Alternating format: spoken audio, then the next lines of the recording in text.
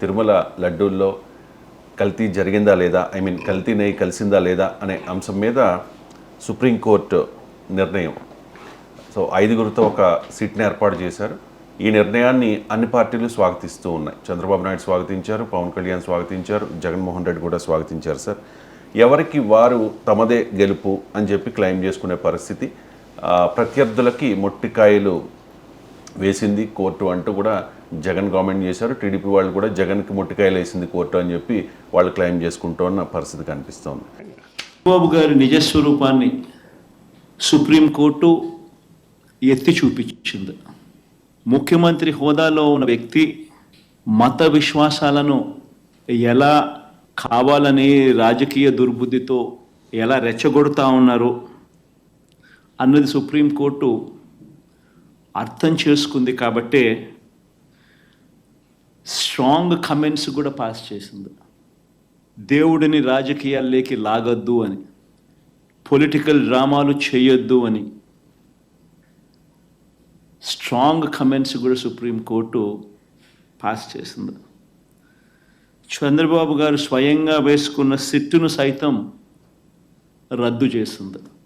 అంటే సుప్రీంకోర్టు సిట్టును రద్దు చేసింది, సిట్టు పైన కాన్ఫిడెన్స్ లేక కాదు.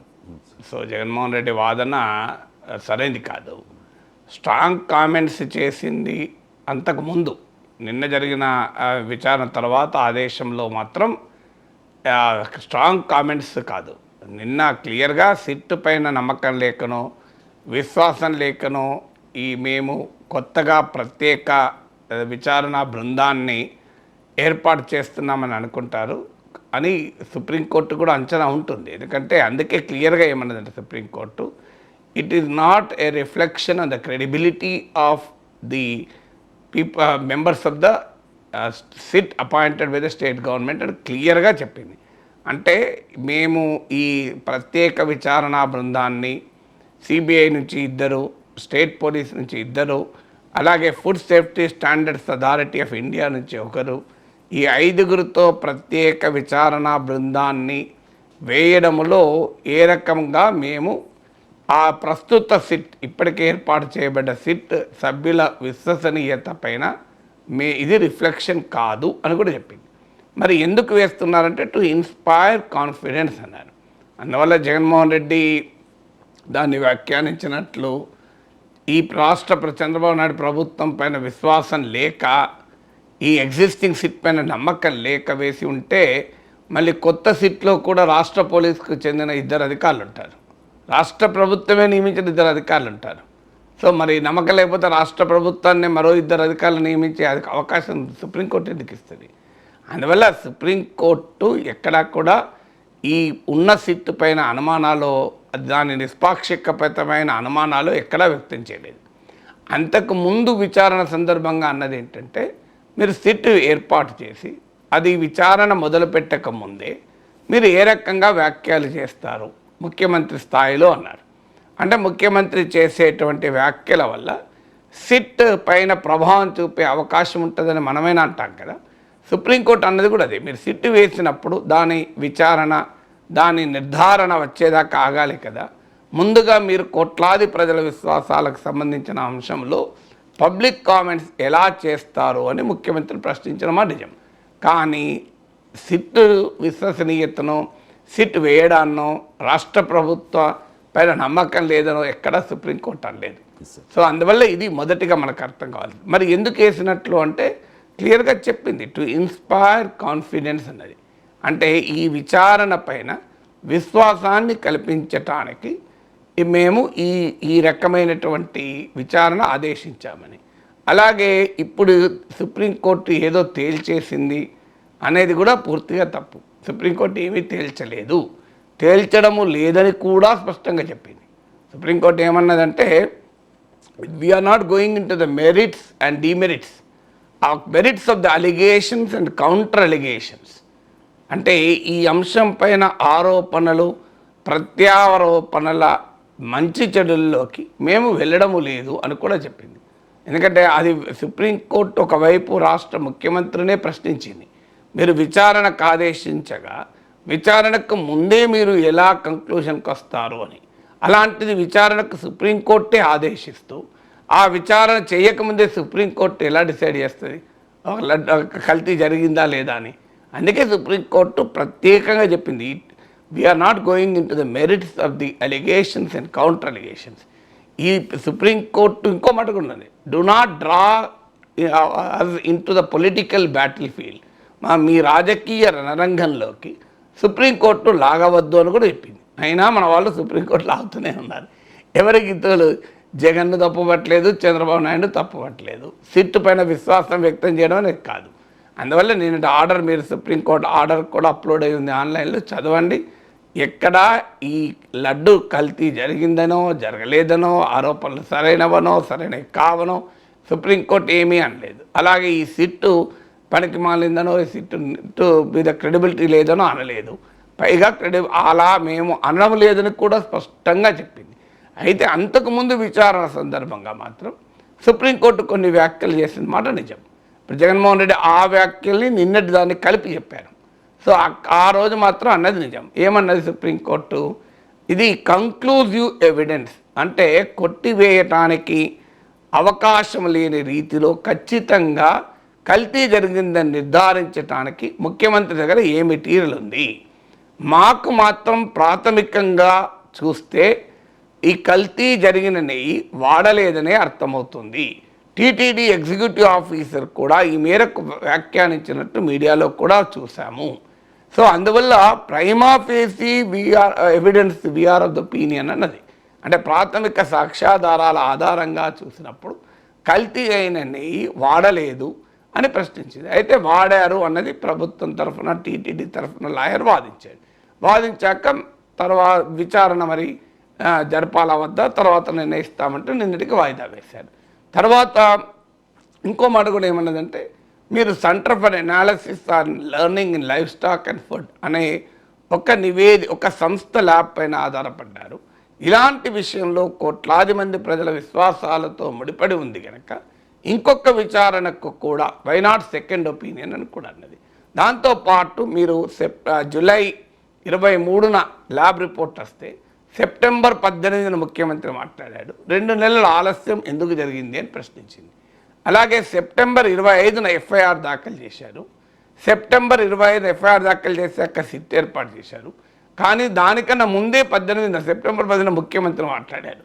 అలా అసలు ఎఫ్ఐఆర్ కూడా దాఖలు చేయకముందే ముఖ్యమంత్రి కాన్స్టిట్యూషనల్ పోస్ట్లో ఉన్న ఒక వ్యక్తి ఇలాంటి కోట్లాది ప్రజల విశ్వాసాలకు సంబంధించిన అంశం పైన ఎలా పబ్లిక్ కామెంట్స్ ఇస్తారు? అది కూడా ఆ రిపోర్ట్లో కూడా అనేక డిస్క్లైమర్స్ ఉన్నాయి. ఫాల్స్ పాజిటివ్ వచ్చడానికి అవకాశాలు ఉన్నాయని రిపోర్ట్ ఉండగా మీరు సెకండ్ ఒపీనియన్కు పంపరు.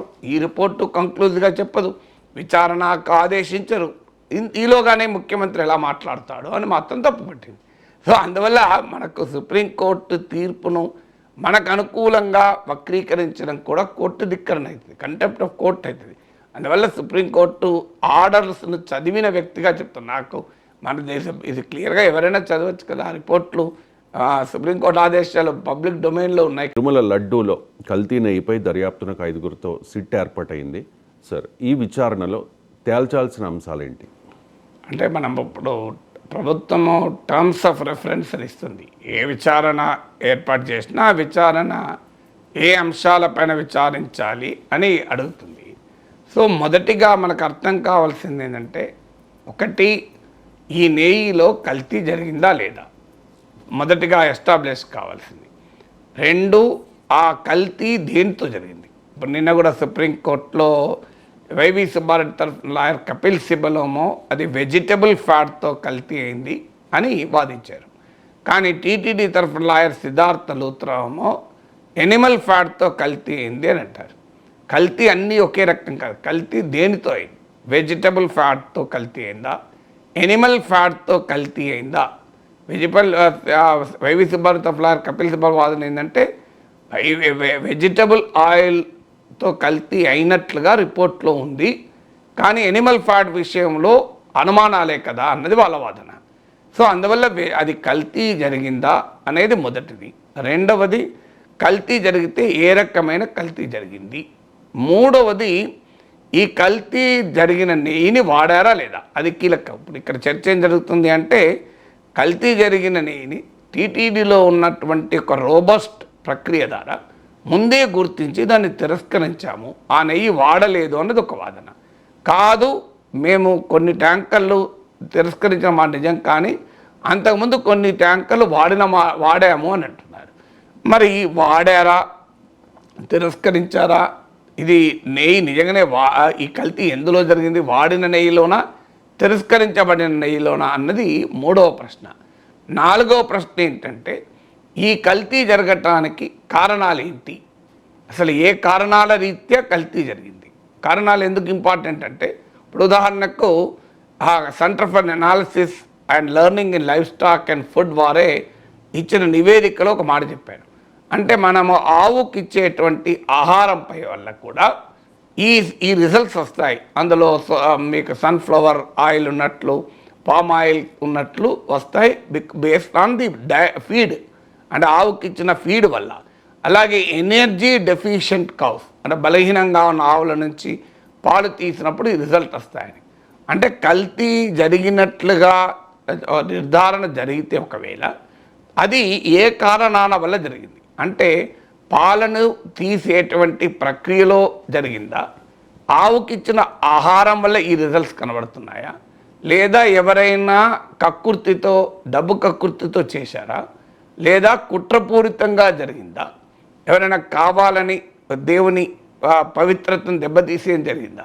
నేను రాజకీయ ఆరోపణ లేదంటే దేవుని పవిత్రం కావాలని దెబ్బతీస్తారని కదా, అది తేలాలి కదా ఎక్కడ జరిగింది, ఎవరు బాధ్యత. తర్వాత నెక్స్ట్ క్వశ్చన్ వచ్చేది ఎవరు దీనికి బాధ్యత. మరి టీటీడీలో ఉన్న వివిధ ప్రక్రియల ఎఫికసీ ఏంటి, అంటే ఇలా అనేక టన్నుల వేల టన్నుల ఆహార పదార్థాలు ప్రసాదానికి అన్నదానానికి వాడతారు కనుక వాటిని పరీక్షించటానికి ఉన్నటువంటి ఒక ప్రక్రియ ఏంటి అనేది. తర్వాత టెండర్ల ప్రక్రియ ఎలా జరిగింది. ఇప్పుడు అనేక ఆరోపణలు వస్తున్నాయి, అసలు ఏ డైరీకి అలాంటి కెపాసిటీ లేదు. ఇది రూర్కీలోని ఒక దగ్గర నుంచి తిరుపతి సమీపంలోని వైష్ణవి డైరీ తీసుకొని వైష్ణవి డైరీ వాళ్ళు ఏఆర్ డైరీకి ఇస్తే ఏఆర్ డైరీ వాళ్ళు టీటీడీకి సప్లై చేశారు అని. అది నిజమా, అందువల్ల నిజంగానే ఇది ఈ కాంట్రాక్ట్లు సబ్ కాంట్రాక్ట్లు ఇచ్చిన మాట నిజమా, అలా ఇవ్వడం చట్టం అంగీకరిస్తుందా అని. తర్వాత టీటీడీ ప్రొక్యూర్మెంట్ నిబంధనలు ఉన్నాయి, అంటే ఇంత కెపాసిటీ ఉన్న వారికి మాత్రమే ఇవ్వాలి అని. ఎందుకంటే టీటీడీకి అవసరమైన నెయ్యి 3 లక్షల లడ్డూలు రోజు తయారు చేస్తారు. 3 లక్షల లడ్డూలు తయారు చేసేటప్పుడు నీకు కొన్ని ఒక టన్నుల కొద్దీ నెయ్యి అవసరం ఉంటుంది ప్రతి నెలలో. సో అలాంటి పరిస్థితుల్లో ఆ నెయ్యిని ఆఫ్ సీజన్లోనూ ఆవులు ప్రతి సీజన్లో మీకు పాలివ్వవు, అందువల్ల నెయ్యి అందుబాటు ప్రతి సీజన్లో ఉండవు. కానీ దేవునికి నైవేద్యం కానీ దేవుని ప్రసాదం కానీ భక్తులు కానీ సీజన్లకు సంబంధం లేదు. అన్ని సీజన్లలో కూడా భక్తులు వెళ్తూనే ఉంటారు.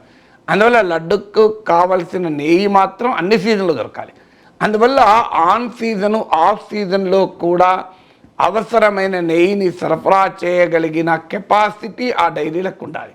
మరి ఆ కెపాసిటీ ఉన్న డైరీలకే ఇచ్చారా, కెపాసిటీ లేని డైరీలకు ఇచ్చారా అనేది, అంటే టీటీడీఏ ఏర్పరచుకున్న నియమ నిబంధనల ఉల్లంఘన జరిగిందా లేదా. సో టీటీడీ నియమ నిబంధనలకు ఉల్లంఘన జరిగితే దానికి ఎవరు బాధ్యులు అని. తర్వాత మీకు జూలైలో ఈ నివేదిక వచ్చింది.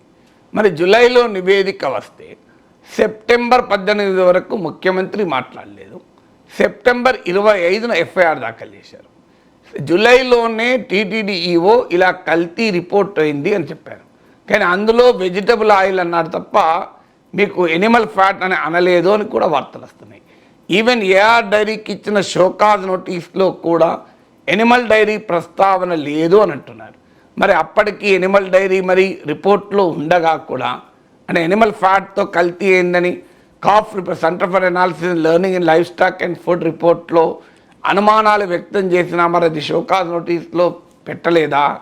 సో మరి ఆ 20 జూలైలో జరిగితే కల్తీ జరిగిందని జూలైలోనే తేలితే మరి జూలైలోనే ఆలయ సంప్రోక్షణ ఆలయ శుద్ధి కార్యక్రమాలు ఎందుకు చేయలేదు? ముఖ్యమంత్రి రాజకీయ ప్రకటన తర్వాతనే ఆలయంలో ఎందుకు ఈ కార్యక్రమాలు నిర్వహించారు? న్యాయంగా అయితే ఒక ఆలయం అపవిత్రమైంది అంటే మీరు వెంటనే చేస్తారు. ఇప్పుడు గ్రహణం తర్వాత ఆలయ సాంప్రదాయాల ప్రకారం ఆలయాన్ని శుద్ధి చేసి మళ్ళీ భక్తుల్ని అలా అలో చేస్తారు. కానీ గ్రహణమైన 2 నెలలకు చేయం కదా. ఇది కూడా అలాంటిదే కదా. కల్తీ జరిగి దేవునికి అపచారం జరిగిందని భావించినప్పుడు జూలైలో అపచారం జరిగితే సెప్టెంబర్లో దాని శుద్ధి కార్యక్రమాలు అది కూడా ముఖ్యమంత్రి రాజకీయ ప్రకటన తర్వాత చేశారు. అలా ఎందుకు మరి టీటీడీ చేసింది? ఈ అధికారులకు మరి ఎలాంటి బాధ్యత ఉండదా? ఇంకా కల్తీ జరగకపోతే ఇబ్బంది లేదు. కల్తీ జరిగిందని టీటీడీ అధికారులు ఒకవేళ నమ్మితే ఇమీడియట్గా దేవునికి అపచారం జరిగిన తర్వాత మరి ఆగమశాస్త్ర నియమ నిబంధనల ప్రకారం శుద్ధి చేయాలి కదా. ఎందుకు చేయలేదు? దీనికి కారణం ఏంటి? మరి ఇక కేసు కూడా పెట్టాలి కదా. ఒక ఇంత గొప్ప కోట్లాది ప్రజల విశ్వాసాలు కలిగినటువంటి ఒక గొప్ప దేవుని ప్రసాదములో కల్తీ జరిగితే జూలైలో కల్తీ జరిగిందని రిపోర్ట్ వస్తే సెప్టెంబర్ 25 వరకు ఎందుకు ఎఫ్ఐఆర్ కూడా దాఖలు చేయలేదు? ఇది కనీసం కదా. ఇప్పుడు మనకు ఏదైనా పొరపాటు జరిగితే ఇమీడియట్గా కేసు పెడతారు కదా. మరి 2 నెలల వరకు కేసు ఎందుకు పెట్టలేదు? సెప్టెంబర్ 25న కేసు ఎఫ్ఐఆర్ దాఖలు చేశారు. ముఖ్యమంత్రి సెప్టెంబర్ 18న మాట్లాడాడు. మరి ఏ ఎఫ్ఐఆర్ ఎందుకు దాఖలు చేయలేదు? ముఖ్యమంత్రి మాట్లాడేంత వరకు కూడా దీనికి ఆన్సర్ ఏంటి? సో ఇలా ఒక్కటి కాదు, ఇప్పుడు ఇందులో అనేక అంశాలు ఉన్నాయి. ఇప్పుడు ధర ఆధారంగా మాత్రమే కల్తీ అని నిర్ధారించగలమా? ఇప్పుడు 300 పైచిలకు రూపాయలకి ఇస్తున్నారు కనుక కల్తీ జరిగిందని ఒక వాదన. ఈవెన్ ఇప్పుడు నందిని డైరీ కూడా నేను చదివాను 500 రూపాయల లోపే. కానీ మీరు ఎక్కడన్నా అడగండి, ఆవు నెయ్యి, దేశీయ ఆవు నెయ్యి మేము కూడా ఇంట్లో తెచ్చుకుంటాం కదా, 1000 రూపాయల కన్నా తక్కువ ఎక్కడ ఆవు నెయ్యి ఉండదు. అసలు ఇంకా దేశీయ ఆవులు అయితే 2000 రూపాయలు కూడా ఉంటుంది ఆవు నెయ్యి. మరి ఆవు నెయ్యి 1000 రూపాయల కన్నా తక్కువ ఉండదు. మనకు ఎక్స్పీరియన్స్ ఇది. మరి నందిని డైరీ వాళ్ళైనా మరి ఎందుకు తక్కువ సప్లై చేయగలుగుతున్నారు? 400 పైచిలకు అంటే 300 పైచిలకు సప్లై చేస్తే అది కల్తీ అంటే ధరను బట్టి కల్తీని నిర్ణయించగలమా? మరి నాసి రకమా, నాణ్యత లోపమా, కల్తీయా? ఈ రెండింటి మధ్య చాలా తేడా ఉంది. నాసి రకము, నాణ్యత లోపం వేరు, కల్తీ వేరు. ఈ రెండింటి మధ్య చాలా తేడా ఉంది. సో అందువల్ల ఇది నాసి రకమా, నాణ్యత లోపమా, కల్తీయా? అందువల్ల ఇలా అనేక ప్రశ్నలు ఇందులో ఇమిడి ఉన్నాయి. సో ఈ ప్రశ్నలు అన్నిటికీ కూడా ఇది ఒకరిని రాజకీయ కక్షల లక్ష్యంతో కాకుండా తిరుమలేశుని యొక్క పవిత్రతను కాపాడే దిశగా తప్పు జరిగి ఉంటే ఆ తప్పు చేసిన వాడిని, తప్పు చేసిన పద్ధతిని పట్టుకునే విధంగా, దోషుల్ని శిక్షించే విధంగా, తప్పు చేయకపోతే, తప్పు జరగకపోతే ఈ వివాదానికి కారణాలైన వారిని కూడా ఏ రకమైన చర్యలు తీసుకోవాల్సి ఉంటుంది. ఒకవేళ ఇక ముందు జరగకుండా ఏం చేయాలి? ఇక ముందు ఈ రకమైనటువంటి ఇదొక అనుభవం కదా. ఒక తిరుపతిలోనే కాదు, ఇతర దేవాలయాల్లో కూడా ఇలా కల్తీ జరగకుండా, ఎందుకంటే అన్ని వైష్ణవాలయాల్లో ప్రసాదం అనేది చాలా విశిష్టత కలిగింది. వైష్ణవ సాంప్రదాయంలో దేవుని ప్రసాదానికి చాలా ప్రాధాన్యత ఉంటుంది. మీరు ఇప్పుడు యాదగిరికి వెళ్ళండి, ఎక్కడికైనా వెళ్ళండి, వైష్ణవ సాంప్రదాయం యొక్క ప్రత్యేకత. మీరు ముచ్చింతలకి వెళ్ళండి, నాకు చిన్నజీవ స్వామి గారే చెప్పారు ఆయన ఇంటర్వ్యూలో, మీరు ఏ వైష్ణవాలయానికన్నా వెళ్ళండి, ప్రసాదానికి ఒక విశిష్టత ఉంటుంది. అది ఈవెన్ దానికి ఉన్న నమ్మకము, విశ్వాసం ద్వారా మాత్రమే కాదు, అందులో వాడే పదార్థాల వల్ల కూడా విశిష్టత ఉంటుంది. అది ఈ వైష్ణవ సాంప్రదాయంలో ఉన్న గొప్పతనం. సో అందువల్ల ఇలాంటి ఒక గొప్ప వైష్ణవ సాంప్రదాయానికి ప్రాతినిధ్యం వహించే తిరుమల పైన ప్రసాదం యొక్క నాణ్యతను, భక్తుల విశ్వాసాలకు ఏ రకమైన విఘాతం కలగకుండా ఏమీ చేయాలి. అన్నిటికన్నా ముఖ్యంగా టీటీడీ ఏ పార్టీ అయినా అధికారంలో ఉండదు. అది టీడీపీ అధికారంలో ఉండని, వైసీపీ అధికారంలో ఉన్నాయి, అది దేశంలో బీజేపీ అధికారంలో, అన్ని పార్టీల వాళ్ళు తమ వాళ్ళను ఆ టీటీడీలో నియమించుకుంటారు. మీరు ఇందులో ఎక్కడా మినహాయింపు లేదు. ఇప్పుడు వైసీపీ జగన్మోహన్ రెడ్డి మోడీకి రాసిన లేఖలో కూడా చెప్పాడు, మీ పార్టీ ప్రతినిధులు కూడా ఉన్నారు కదా అని. ఇది ఈ టీటీడీలో పార్టీ ప్రతినిధులు ఏంటి? ఓడిపోయిన ఎమ్మెల్యేలు, టికెట్ ఇవ్వలేని రాజకీయ నాయకులు, వీళ్ళని నియమించడానికి టీటీడీ లేదు కదా. దేవునిపైన భక్తి, నమ్మకము, సనాతన ధర్మం పైన పాండిత్యము, వేదాంగాలు చదివినటువంటి అనుభవము, సో అన్నిటికీ మించి కనీసము దేవునిపైన భక్తి. సో ఇది ప్రాతిపదికగా ఉండాలి తప్ప నువ్వు దైవ కార్యం చేసిన చరిత్ర ఉండదు, రాజకీయ కార్యక్రమాలు చేసిన చరిత్ర ఉంటుంది. తీసుకెళ్ళి ఒక స్టేటస్ సింబల్గా, ఎందుకంటే టీటీడీ మెంబర్ అయితే నువ్వు విఐపి ప్రోటోకాల్స్ 10 ఇప్పియచ్చు. ఇది ఎక్కడ అసలు విఐపి ఏంటి దేవుని దగ్గర? ఈ దేవుని దగ్గర విఐపీల ప్రోటోకాల్ ఏంటి? ఈ రాజకీయ రకమైన పునరావాసానికి అంత పవిత్రమైన ఆలయ నిర్వహణ వ్యవస్థల్ని ఎందుకు వాడుకోవాలి? సో ఈ రకమైన సంస్కరణలు, ఒక సమగ్రమైన సమూలమైన నిర్వహణ సంస్కరణలను ఈ సిట్ సూచించగలిగితే అది డెఫినెట్గా ఈ విచారణ, ఈ రాజకీయ వాద ప్రతివాదాలు దాటి నిజంగా ఆ దేవదేవునికి న్యాయం చేస్తున్న దేవదేవుని భక్తులకు, దేవునికి న్యాయం మనం చేయాల్సిన అవసరం లేదు, మనం అంత సమర్థులం కాదు, కానీ ఆ దేవదేవుని భక్తులకైనా న్యాయం జరుగుతుంది. అయ్యా మాకు మా ఆలయ విశిష్టతను కాపాడారు ఈ విచారణ వల్ల. మీ రాజకీయాల వల్ల ఒకరి మీద ఎవరు దెబ్బతింటే మా భక్తులకి ఏం సంబంధం? భక్తులకు కావాల్సింది ఆలయ పవిత్ర దెబ్బతినకూడదు. మీ రాజకీయాలతో భక్తుల సంబంధం లేదు కదా. జగన్ క్రిస్టియన్ కాబట్టి, జగన్కు హిందూ మత విశ్వాసం లేదు కాబట్టి ఉద్దేశపూర్వకంగా తిరుమల పవిత్రతను తగ్గించేశారు, భక్తుల మనోభావాలతో ఆడుకున్నారు అన్నది తెలుగుదేశం పార్టీ అండ్ జనసేన నాయకుల ఆరోపణలు. ఆ పార్టీల సోషల్ మీడియా కూడా ఇదే విషయాన్ని జగన్ని ట్రోల్ చేస్తోంది. అంటే గతంలో అక్షింతలు దులుపుకున్నారు అని చెప్పి, ప్రసాదం ఇస్తే దాన్ని తిరస్కరించారు అని చెప్పి, ఎప్పుడు కూడా భారత్తో కలిసి తిరుమల వెళ్ళలేదు అని చెప్పి రకరకాలుగా ట్రోల్ చేస్తూ ఉన్నారు sir. At the same time YSR Congress party social media కూడా పవన్ కళ్యాణ్ని ట్రోల్ చేస్తూ ఉంది. గతంలో వివిధ సందర్భాల్లో కులం మతంపై పవన్ కళ్యాణ్ చేసిన కామెంట్స్ ఒకసారి. లేదు ఆంధ్ర వాళ్ళకి, ఎప్పుడు ఆంధ్ర భావన వస్తో తెలియదు. నా కులం ప్రాతిపాదిక సరే కొంతకాలం వరకు జరిగింది. 2019 తర్వాత కులం కూడా పోయింది. ఇప్పుడు సొంత కులాన్ని కూడా వెనకేసుకురావట్ల. ఆంధ్ర భావన ఎలాగో లేదు. కనీసం కుల భావనను తెచ్చుకుని బాగు చేయండి రాష్ట్రాన్ని. నిజంగా మనస్ఫూర్తిగా అవుతున్నారు. నా కులం ఉంది, నాకెక్కడ మతం ఉంది, నా కులం ఉంది, నాకెక్కడ మతం ఉంది. నా కూతురు క్రిస్టియన్ అబ్బా, నా కూతురు క్రిస్టియన్. నా కూతురు తల్లి తన మతాచారం ప్రకారం నా కూతుర్ని రష్యన్ ఆర్థడాక్స్ చర్చ్ లో బాప్టైజ్ చేస్తానంటే సంతోషంగా చేయించమని. మా నాన్న ఎలాంటి వాడంటే, మా నాయనమ్మ దీపారాధన వెలిగిస్తే దీపారాధనలో సిగరెట్ వెలిగించిన దేవుడు లేడు దెయ్యం లేదనే వ్యక్తి మా నాన్న. ఇది ఆడేది కొద్దిమంది రాజకీయ నాయకులు వాళ్ళు కూడా ఎక్కువ మంది ఆడేది కూడా హిందువులే చెప్తున్నారు. అసలు ఇలాంటి గొడవలు పెట్టింది హిందూ నాయకులు తప్ప మిగతా నాయకులు చేయరు. వాళ్ళకి అసలు ఇలాంటి గొడవలు పెట్టింది హిందూ నాయకులు తప్ప మిగతా నాయకులు చేయరు. వాళ్ళకి నిజంగా మన ఈ మధ్యన గోమాంసం గురించి లేదంటే బీఫ్ గురించి ఇంత గొడవ జరుగుతూ ఉంటే నాకు అనిపించింది, బీఫ్ తినాలి అంటే నేను తిని ముందుకెళ్తాను తప్ప దాన్ని వేరేలా చేసుకోనండి. అంటే తిండి ఏది తిన్నామని కాదు, నిజంగా మరి తిండి శాకాహారమే తింటే అందరూ గొప్పలు అయిపోతారంటే మరి గుజరాత్ లో గోద్రా ఘటన ఎందుకు జరిగింది? నాకు ఎందుకు జీసస్ క్రైస్ట్ ఇష్టమో చెప్తాను. ఒకసారి ఇక్కడ నా డైరీలో రాసుకున్నాను. నా పెద్ద కొడుకు పడిపోయాడు. వాడు ఇంత వయసు పరిగెట్ట పడిపోతే వాడు మోకాళ్ళకి రక్తం వచ్చింది. వస్తే నాకు మోకాళ్ళు నొప్పి వచ్చేసినాయి. నాకు అప్పుడు నాకు గుర్తొచ్చింది మేరీ మాత గుర్తొచ్చింది. నాకు ఇష్టమైన ఎర్నెస్టో చె గెవేరా పుట్టినరోజు. రాజకీయాల స్ఫూర్తిని, పోరాట స్ఫూర్తిని తెలియజేసిన మహానుభావుల్లో ఎర్నెస్టో చె గెవేరా అతను నాకు స్ఫూర్తి. ఇప్పుడు మీరు చెప్పిన నా గడ్డం పెంచుకుంటే నాకు నిజంగా ఆనందిస్తుంది. నేను నిజంగా ఇది మనస్ఫూర్తిగా పెట్టుకున్నాను. ఇది నాకు ఇష్టంతో పెట్టుకున్నాను. జై భీమ్ అనే పదం ప్రతి ఒక్కరూ సమానం అని చెప్పేది ఆ జై భీమ్ అనే నినాదం. జై భీమ్ అనే నినాదాన్ని మనస్ఫూర్తిగా నాకు వ్యక్తిగతంగా రాజకీయాల్లోకి రాకముందు నుంచి, సినిమాలోకి రాకముందు నుంచి డాక్టర్ బాబాసాహెబ్ అంబేద్కర్ ఆశయాలను అర్థం చేసుకున్నవాడిని, చదివిన వాడిని. రైట్.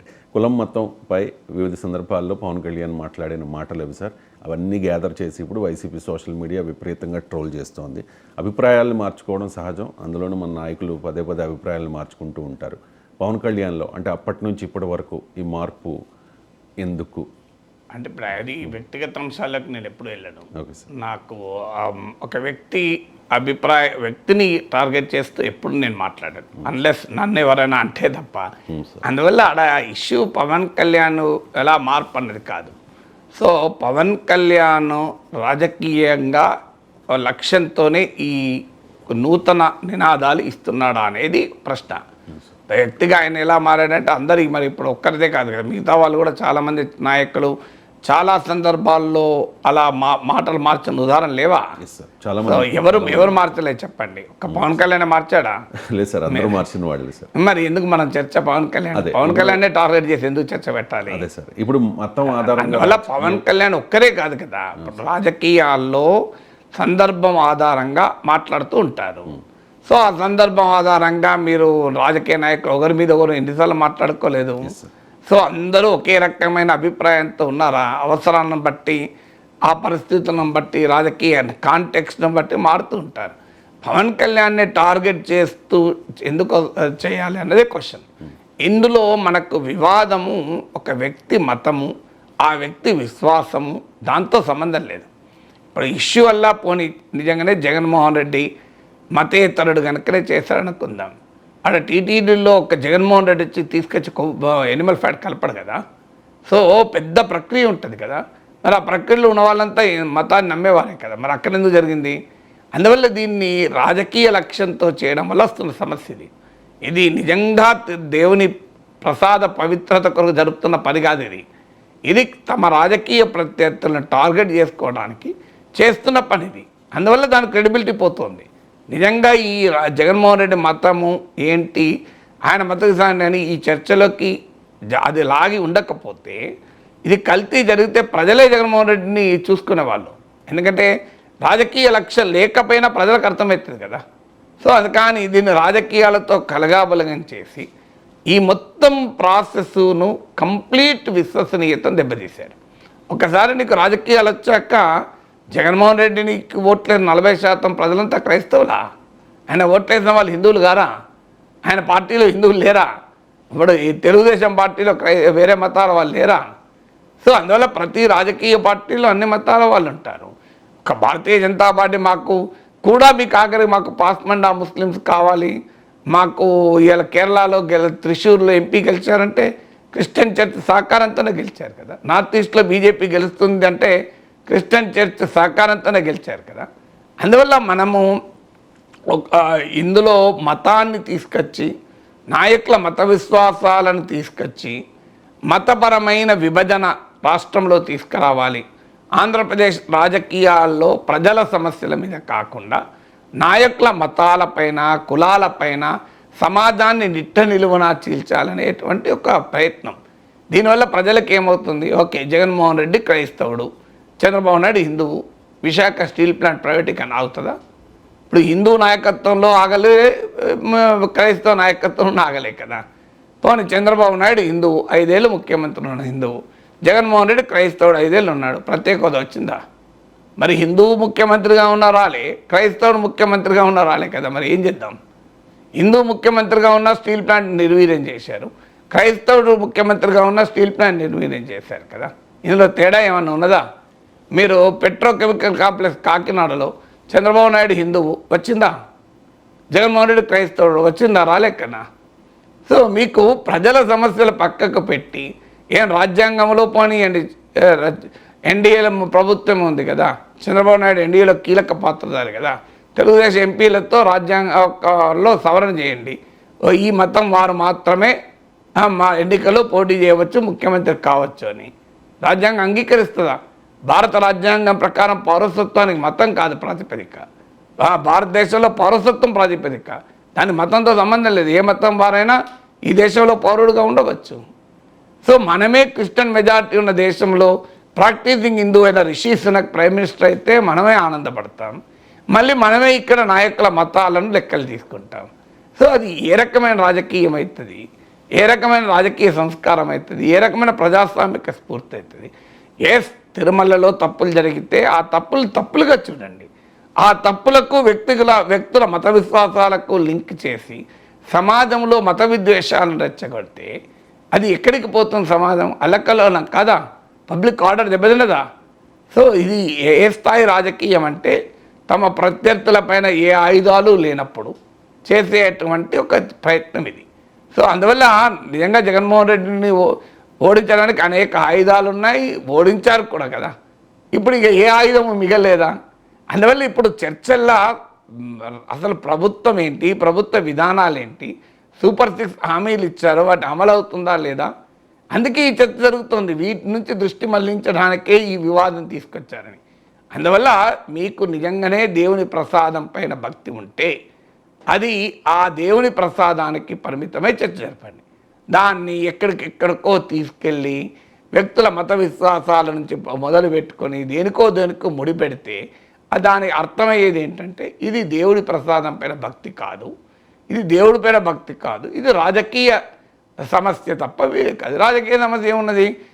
వాళ్ళు వరదల మీద కొట్టుకున్నారు, పోలవరం మీద కొట్టుకున్నారు, ప్రకాశం బ్యారేజ్ పడవల మీద కొట్టుకున్నారు, దేని మీద కొట్టుకోలేదు. ఇప్పుడు లడ్డు ఒకటి దొరికింది అనుకోవాల్సి వస్తుంది. కానీ దయచేసి కోట్లాది ప్రజల విశ్వాసాలతో ఈ కూడి ఉన్న దేవుని ప్రసాదం పైన మీరు రాజకీయాలు చేయకండి. దయచేసి దేవుని లడ్డును వదిలేయండి. మీరు రాజకీయాలు మీరు చూసుకోండి. ఎన్ని లేవండి మాట్లాడుకోవడానికి. చంద్రబాబు నాయుడు అనటానికి, జగన్మోహన్ రెడ్డి అనుకోవడానికి, రాజకీయ ప్రత్యర్థులకు లేవా ఆయుధాలు? జగన్మోహన్ రెడ్డి అనటానికి లడ్డే దొరికిందా? ఈ లడ్డు ఒక్కదాన్ని వదిలేయండి. అదే కదా సుప్రీంకోర్టు చెప్పింది, దేవుణ్ణి రాజకీయాలకు కలపకండి అన్నారు. జగన్మోహన్ రెడ్డి పైన దాడి చేస్తానికి బలమైన ఆయుధాలు ఉన్నాయి కదా మీకు. ఆల్రెడీ దాడి చేసి 11 సీట్లు తగ్గించారు కదా. ఆఖరికి దేవుని లడ్డును కూడా ఎందుకు వాడుకుంటారండి? దేవుని లడ్డును వదిలేయండి, కొద్దిగా దేవుని వదిలేయండి. దేవుని లడ్డును ధర్మము, శాస్త్రము, పవిత్రత ఈ కోణాన్ని మించి అన్ని కోణాలు పట్టుకురాకండి. ఈ కోణం వరకు మాత్రం ఖచ్చితంగా విచారణ జరపాలి, అందులో అనుమానం లేదు. ధర్మము తప్పిందా, ఆచారం తప్పిందా, నియమ నిబంధనలు తప్పాయా, సాంప్రదాయం తప్పిందా, పవిత్రకి ఏమైనా ఆటంకం కలిగిందా, అపచారం జరిగిందా, ఇక్కడికి పరిమితమైదాం. సో దీన్ని పట్టుకొచ్చి అన్ని రకాలైన అంశాలు పట్టుకొస్తే మీరు అది సుప్రీంకోర్టు అందుకే చెప్పింది దేవుణ్ణి రాజకీయాల్లోకి లాగకండి అని. అయినా మేము లాగుతాం, మాకు అదే రాజకీయం, ఎందుకంటే మాకు ప్రజల సమస్యలు మీద చర్చ జరగకూడదు, ఇలాంటి చర్చ కావాలి అనుకుంటే ప్రజలు కూడా దానికి మరి ఎలా స్పందిస్తారో చూద్దాం. సనాతన ధర్మం కోసం ప్రాణాలైనా ఇస్తా, పొలిటికల్ పవర్ను వదులుకోవడానికి డిప్యూటీ సీఎం పదవిని వదులుకోవడానికైనా సిద్ధం అంటూ ఉన్నారు సార్ పవన్ కళ్యాణ్. మతం ఆధారంగా రాజకీయం చేసే భారతీయ జనతా పార్టీ కంటే కాస్త ఎక్కువగా పవన్ కళ్యాణ్ రియాక్ట్ అవుతూ ఉన్నారు అన్నది కొంతమంది అభిప్రాయం. బీజేపీ తన ఎజెండాను పవన్ కళ్యాణ్ ద్వారా సౌత్ ఇండియాలో ఇంప్లిమెంట్ చేయబోతోందా? ఒక హిందుత్వ ఐకాన్గా పవన్ కళ్యాణ్ ప్రొజెక్ట్ చేయబోతోందా సౌత్ ఇండియాలో? అంటే పవన్ కళ్యాణ్ మీరన్న నిజము. ఇటీవల కాలంలో ముఖ్యంగా ఈ తిరుపతి లడ్డు వ్యవహారం వచ్చాక పవన్ కళ్యాణ్ చాలా పెద్ద హిందుత్వవాదిగా మాట్లాడుతున్న మాట నిజం. సనాతన ధర్మ పరిరక్షణ బోర్డు కావాలి అన్నాడు. సో అందువల్ల క్లియర్గా పవన్ కళ్యాణ్ ఇదో గతంలో ఎప్పుడు లేదు. మీరు గతంలో ఆయన నాకు మతం ఏంటి, కులం ఏంటి అన్నాడు. చేగువెరా తనకు స్ఫూర్తి అన్నాడు. సో చేగువెరా ఎవరైనా, చేగువెరా విప్లవకారుడు, విప్లవాల నయాగరా కమ్రేడా చేగువెరా అని పాటలు పాడుతుంటారు. క్యూబా విప్లవోద్యమ నాయకుడు. సో ఆయన వల్ల చేగువెరా నాకు ఆదర్శం అన్నారు. వామపక్షాలతో పొత్తు పెట్టుకున్నాడు. ఇవన్నీ ఒక ఫేజ్. ఈ ఫేజ్లో బీజేపీతో పొత్తు పెట్టుకున్న వాళ్ళు చాలామంది ఉన్నారు. కానీ పవన్ కళ్యాణ్ ఏకంగా హిందుత్వవాదిగా మారి ఇక్కడికి రాష్ట్రానికే పరిమితం కావడం లేదు. ఇప్పుడు మీరు గమనిస్తే తిరుపతి తిరుమల ప్రసాదంలో కల్తీ అది ఇష్యూ. ఆ ఇష్యూను ఎక్కడి దాకా పట్టుకెళ్ళాడు పవన్ కళ్యాణ్ అంటే తమిళనాడు పట్టుకెళ్ళాడు. సో ఉదయనిధి స్టాలిన్ పైన వ్యాఖ్యలు చేస్తే వాళ్ళు రియాక్ట్ అయ్యారు దానిపైన సీరియస్గా. తమిళంలో ఒక తమిళ ఛానల్కి ఇచ్చిన ఇంటర్వ్యూలో మాట్లాడాడు. తర్వాత మీరు ప్రత్యేకంగా వారాహి సభలో ఇంగ్లీష్లో మాట్లాడాడు. ఇంగ్లీష్లో ఎందుకు మాట్లాడాడు? I'm un unapologetic Sanatani Hindu అంటూ మాట్లాడాడు. ఎందుకు మాట్లాడాడు? ఈ wants to set an agenda for the country, not for Andhra Pradesh. ఆంధ్రప్రదేశ్కు ఎజెండా సెట్ చేయాలనుకుంటే ఇంగ్లీష్లో ఎందుకు మాట్లాడతాడు? తెలుగులోనే మాట్లాడతాడు కదా.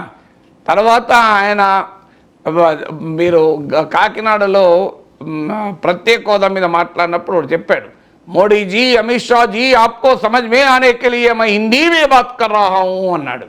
అంటే అందుకని ఇది కూడా ఎవరికి సమజ్ మే ఆనే కే లియే, తెలుగు రాని వాళ్లకు సమజ్ మే ఆనే కే లియే ఇంగ్లీష్లో మాట్లాడాడు. అందులో అనుమానం ఏమన్నది? నా పొలిటికల్ పవర్ వదులుకోవడానికి అన్నది. ఈ దేశంలో మతాన్ని ఉపయోగించుకుంటే పొలిటికల్ పవర్ పోలే, వచ్చింది. మన దేశంలో మతానికి ఉన్న ప్రత్యేకత అది. అందువల్ల పవన్ కళ్యాణ్ ఆవేశంలో నా ఉప ముఖ్యమంత్రి పదవి పోయినా మంచిదే, నేను సనాతన ధర్మం కొరకు త్యాగం చేస్తాను అంటే సనాతన ధర్మాన్ని ఉపయోగించుకొని త్యాగాలు చేయలే ఎవరిక్కడ. అందరికి పదవులు వచ్చాయి.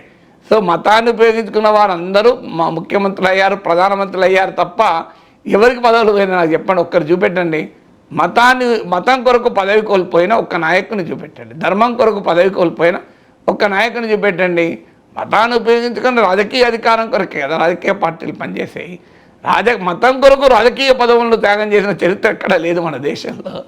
రాజకీయాల కొరకు ధర్మాన్ని త్యాగం చేస్తారు తప్ప ధర్మం కొరకు రాజకీయాలు ఎక్కడ త్యాగం చేశారు. అందువల్ల మీకు పవన్ కళ్యాణ్ అడుగులు చూస్తుంటే చాలా క్లియర్గా బియాండ్ ఆంధ్రప్రదేశ్ ఒక పొలిటికల్ ఎజెండాను తీసుకెళ్లేటువంటి ప్రయత్నం. మరి బీజేపీ దీంట్లో వెనకాల ఉందా లేదా బీజేపీకి రుచిస్తుంది కనుక పవన్ కళ్యాణే ప్రోయాక్టివ్గా మాట్లాడుతున్నాడు, ఇది మనకు తెలియదు.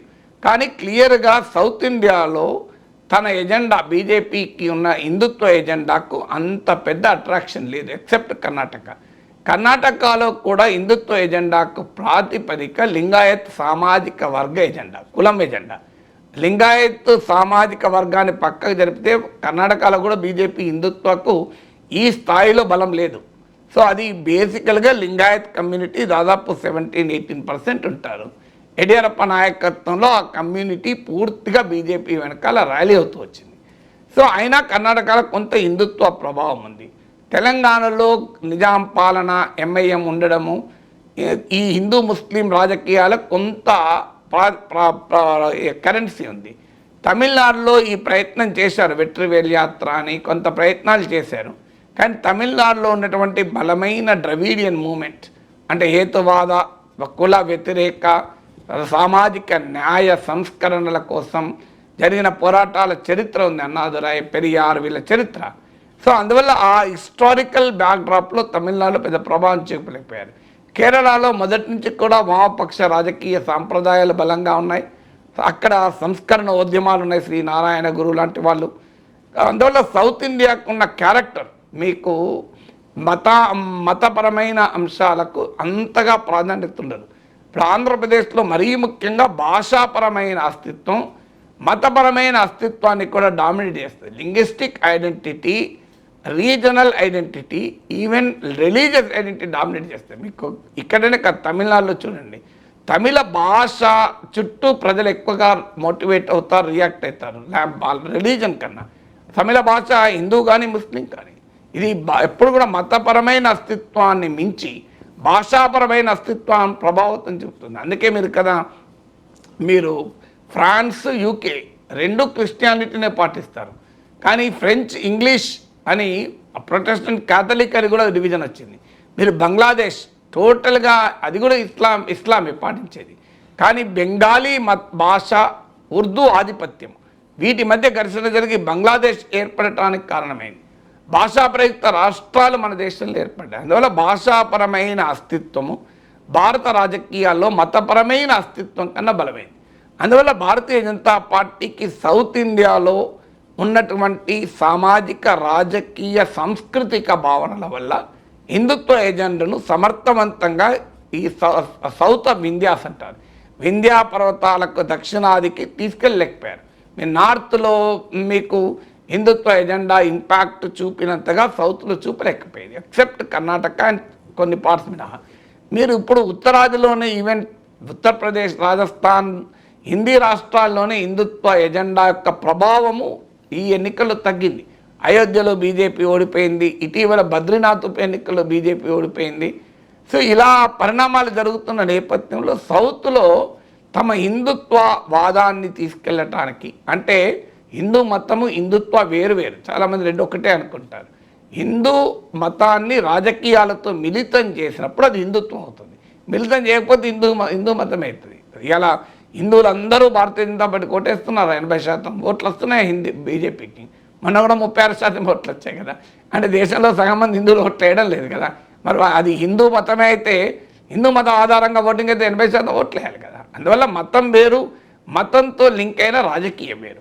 అందువల్ల బీజేపీ పొలిటికో రిలీజియస్ మత రాజకీయ వాదానికి సౌత్లో ఎప్పుడు కూడా పెద్దగా అట్రాక్షన్ లేదు. అందువల్ల రజనీకాంత్తో ఒక ప్రయత్నం చేశారు. రజనీకాంత్ నాది స్పిరిచువల్ పాలిటిక్స్, ఆధ్యాత్మిక రాజకీయాలు అన్నాడు, హిమాలయ పర్వతాలకు వెళ్ళానన్నాడు. రజనీకాంత్ను ఉపయోగించుకుని తమిళ రాజకీయాల్లో తమ ఐడియాలజికల్ పాలిటిక్స్, ఎన్నికలు, ఓట్లు, సీట్లు ఒక అంశం అయితే బీజేపీకి తమ సైద్ధాంతిక భావనల్ని సమాజంలో ప్రవేశపెట్టడం బీజేపీకి మరీ ముఖ్యం. చాలామంది అనుకుంటారు సీట్లు ఓట్లని, 4 సీట్లు వస్తాయి పోతే తర్వాత సంగతి. బీజేపీ అది ఆలోచించదు. బీజేపీ ఆలోచించేది ఏంటంటే తన ఐడియాలజికల్ భావనలకు సమాజంలో ప్రాచుర్యం పెరగాలని కోరుకుంటుంది. అలా పెరగడానికి రజనీకాంత్ను ఉపయోగించుకుందాం చూశారు, కానీ రజనీకాంత్ అందుకు ఉపయోగపడలేదు.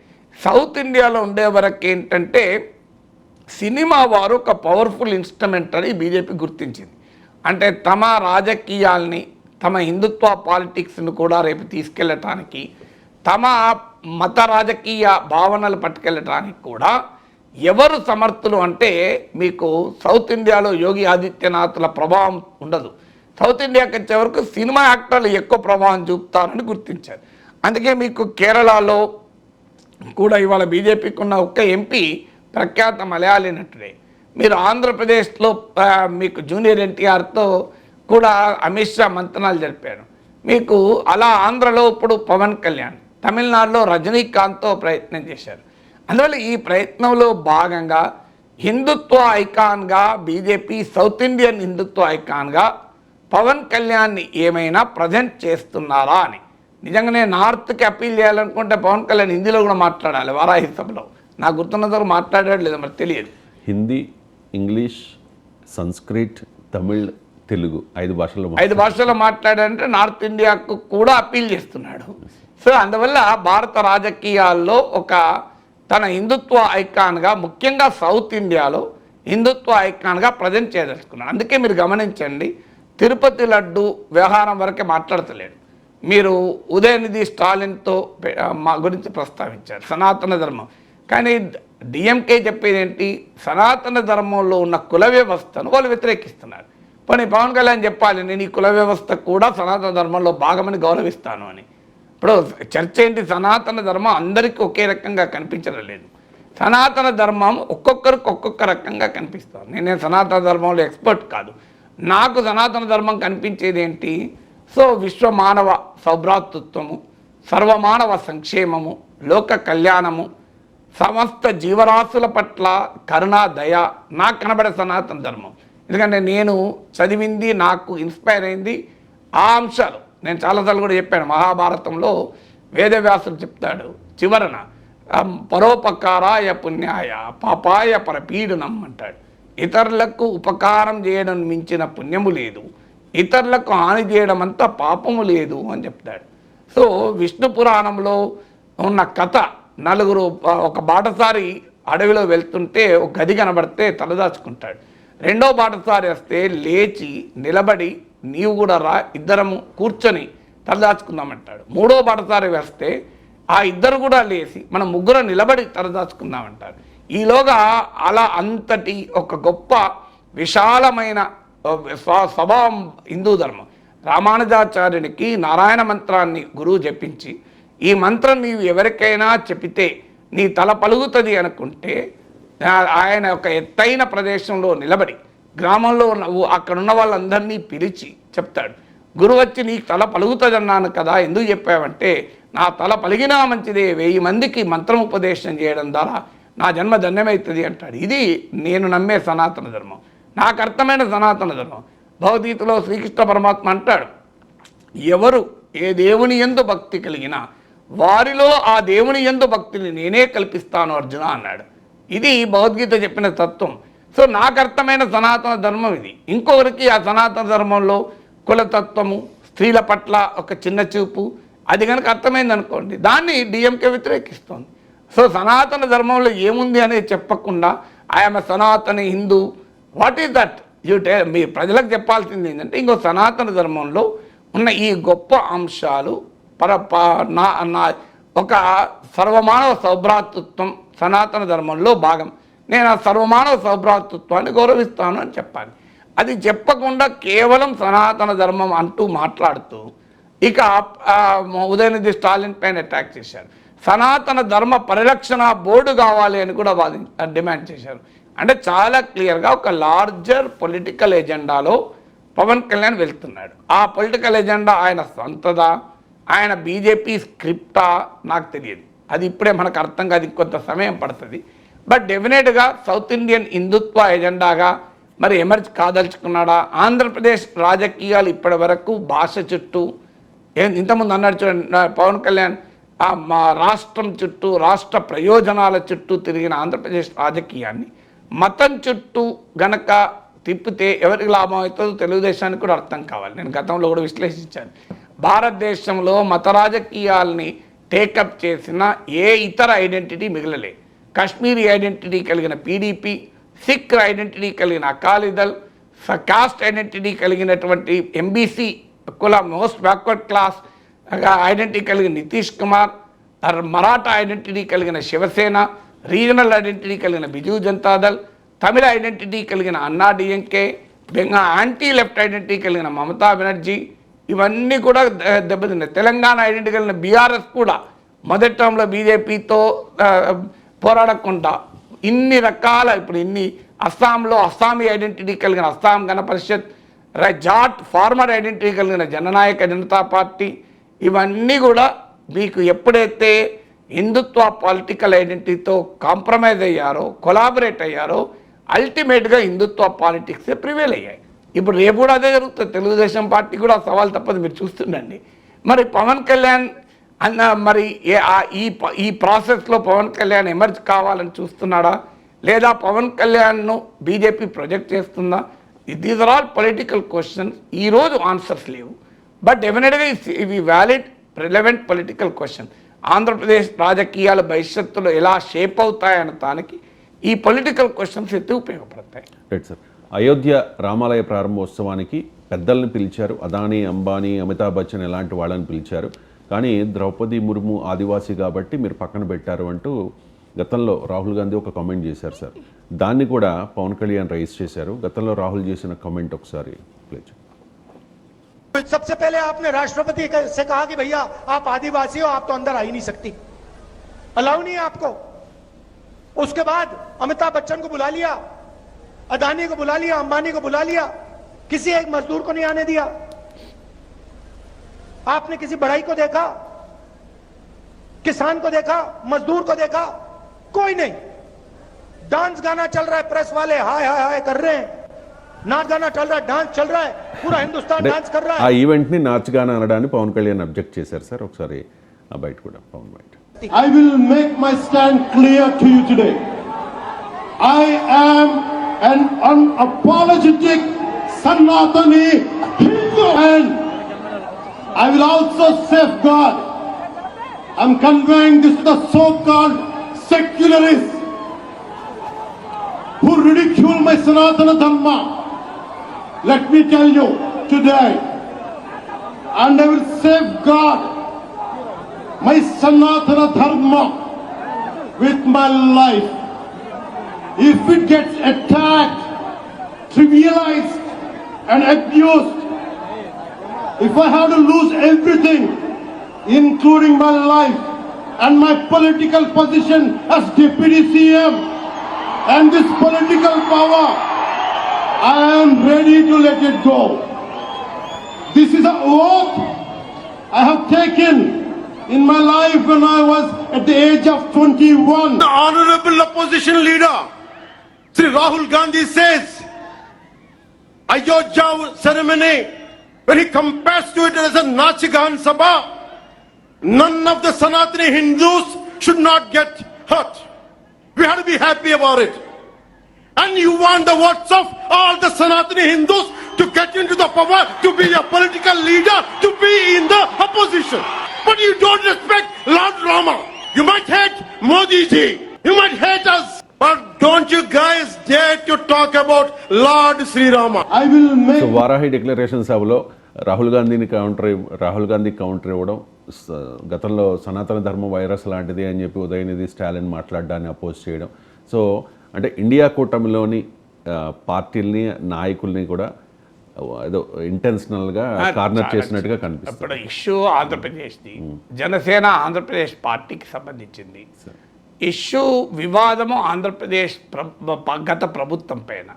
అఫ్ కోర్స్ లడ్డూ కల్తీ ఆంధ్రప్రదేశ్ కాదు, ఇది దేశంలో కాదు ప్రపంచవ్యాప్తంగా ఉన్న కోట్లాది ప్రజలకు సంబంధించింది. కానీ వివాదము ఇప్పుడు జరుగుతున్నదల్లా జగన్మోహన్ రెడ్డి చుట్టే కదా. ఇది జగన్మోహన్ రెడ్డి ఇండియా కూటమిలో భాగం కాదు. ఆంధ్రప్రదేశ్ దాటి వైఎస్ఆర్ కాంగ్రెస్ లేదు. లడ్డు కల్తీ అనే అంశము కోట్లాది ప్రజల విశ్వాసం కనుక అది అది నేను ఆంధ్రప్రదేశ్ సంబంధించిన అంటలేను. కానీ ఇవాళ లడ్డు కల్తీకి ఏం పరిమితం కాలే కదా మీరు. అటాక్ అంతా మొత్తం జగన్మోహన్ రెడ్డి, ఆయన క్రిస్టియను, ఇది కదా అప్పుడు అటాక్ అయితే జగన్మోహన్. కానీ మరి జగన్మోహన్ రెడ్డికి ఇండియా కూటమిలో భాగస్వామి కాదు. జగన్మోహన్ రెడ్డి పార్టీ బయట లేదు, పవన్ కళ్యాణ్ పార్టీ బయట లేదు, తెలుగుదేశం పార్టీ బయట లేదు. మరి ఎవరి కొరకు ఇది? ఇప్పుడు ఈ 3 పార్టీలు ఇందులో పొలిటికల్ కంటెస్టేషన్లు ఉన్నాయి. టీడీపీ, జనసేన, వైసీపీ, బీజేపీ కూడా ఉంది. కానీ ఈ 3 పార్టీలు టీడీపీ, జనసేన, వైసీపీకి ఎక్కడా తమిళనాడులో రాజకీయం లేదు, దేశంలో రాజకీయం లేదు. మరి ఎవరి కొరకు చేస్తున్నారు? ఎవరి ప్రయోజనాల కొరకు చేస్తున్నారు? ఎవరిని మెప్పించడానికి చేస్తున్నారు? పోనీ ఆంధ్రప్రదేశ్లో కాంగ్రెస్ ఉందంటే కాంగ్రెస్ లేదు, ఆంధ్రప్రదేశ్లో 1% కూడా కాంగ్రెస్ లేదు. మరి కాంగ్రెస్ ఎందుకు టార్గెట్ చేస్తున్నాడు రాహుల్ గాంధీని?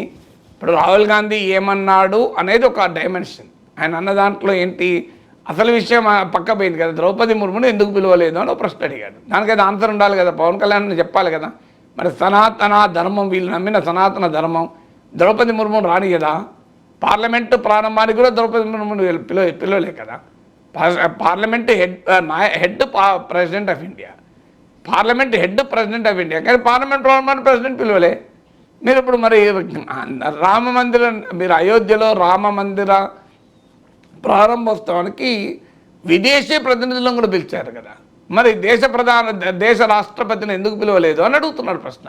ఆ ప్రశ్న పక్కకు పెట్టి అసలు వేరే పట్టుకుంటే ఎట్లా? అఫ్కోర్స్ ఆయన వాడిన పదం, రాహుల్ గాంధీ వాడడం ఇన్అప్రాపరియేట్ కావచ్చు, అది వేరే డిబేట్. ఫస్ట్ ద్రౌపది ముర్ముని ఎందుకు పిలవలేదు? మరి ఇప్పుడు ఈ ప్రశ్న అందరూ అడుగుతున్న ప్రశ్న కదా. దానికి ఆన్సర్ చెప్పలేదు. చెప్పకపోగా రాహుల్ గాంధీని టార్గెట్ చేయడం. రాహుల్ గాంధీ ఏమి రాజకీయ ప్రత్యర్థి కాదు పవన్ కళ్యాణ్కు, అక్కడ కాంగ్రెస్ లేదు. అందువల్ల ఇది క్లియర్గా అర్థమవుతుంది కదా. దీన్ని లార్జర్ పొలిటికల్ ఎజెండా. ఆయన ఇంగ్లీష్లో మాట్లాడడం కానీ, తమిళ్లో మాట్లాడడం, హిందీలో మాట్లాడడం, రాహుల్ గాంధీని తీసుకురావడం, ఉదయనిధి స్టాలిన్ పట్టుకురావడం, ఇవన్నీ కూడా దీన్ని లార్జర్ కాంట్రవర్సీగా చేయదలుచుకున్నారు అనేది చాలా క్లియర్గా అర్థమవుతుంది. అది ఇప్పుడు మనకు భవిష్యత్తులో తేలేది ఏంటి, దీని వెనకాలన్న పొలిటికల్. తెలుగు రాష్ట్రాలు విడిపోయినా కూడా తిరుమల పుణ్యక్షేత్రం మన తెలుగు గడ్డ మీద ఉంది అని చెప్పి తెలంగాణ వారు కూడా ఫీల్ అవుతూ ఉంటారు సార్. ఆంధ్రప్రదేశ్ నుంచే కాదు, తెలంగాణ నుంచి కూడా భారీ సంఖ్యలో భక్తులు తిరుమలకు వెళ్తూ ఉంటారు. కానీ ఆంధ్రప్రదేశ్లో మాత్రమే కాదు, జాతీయ స్థాయిలో ఈ లడ్డు వ్యవహారం ఎంత రచ్చ రగులుస్తున్నా తెలంగాణ నాయకులు మాత్రం చాలామంది సైలెంట్గా ఉన్నారు. ఒక మాధవీలత మాత్రం బీజేపీ ఎంపీ క్యాండిడేట్ తిరుమలకు ట్రైన్లో వెళుతూ ఏదో హడావుడి చేసే ప్రయత్నం చేశారు తప్ప బీజేపీ నాయకులు కూడా సైలెంట్గా ఉన్నారు. అట్ ది సేమ్ టైం మిగిలిన నాయకులు కూడా పెద్దగా రియాక్ట్ అవ్వడం లేదు సార్. ఎందుకు? బీజేపీ నాయకులు అంటే బండి సంజయ్ మాట్లాడాడు, రాజాసింగ్ మాట్లాడాడు. అంటే మీరు అన్నట్లు ఆంధ్రప్రదేశ్లో రాజకీయ వివాదమైనంతగా తెలంగాణలో వివాదం కావడం లేదు. ఆ మాటకైతే దేశంలో కూడా వివాదం ఏం కాలేదు. దేశంలో కూడా మీరు మోడీ మాట్లాడాడు ఇప్పటివరకు? నేనైతే చూడలేదు. మరి మాట్లాడలేదు. అమిత్ షా మాట్లాడా? తెలియదు నాకు. ఆర్ఎస్ఎస్ చీఫ్ మోహన్ భగవత్ మాట్లాడా? వీళ్ళని మించిన సనాతన ధర్మ ప్రేమికులు ఇంకోరు ఉన్నారా? మరి వీళ్ళంతా ఎందుకు మాట్లాడలేదు? ఇప్పటివరకు మాట్లాడలేదు కదా. కారణాలు ఏదైనా వాళ్ళు మాట్లాడలేదు. పోనీ ఈ వివాదం అంతా అది వాస్తవం తేలాలని ఉన్నారా మనకు తెలియదు.